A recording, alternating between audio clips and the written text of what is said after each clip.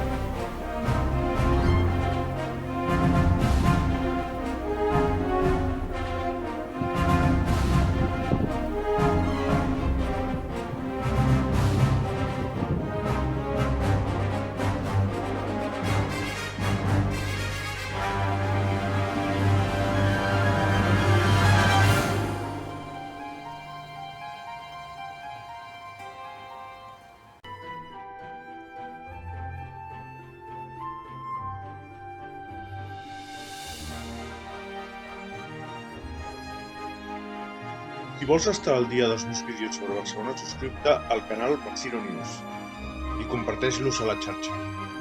Si quieres estar al día de mis vídeos sobre Barcelona, suscríbete al canal Barcino News y compártelos en la red.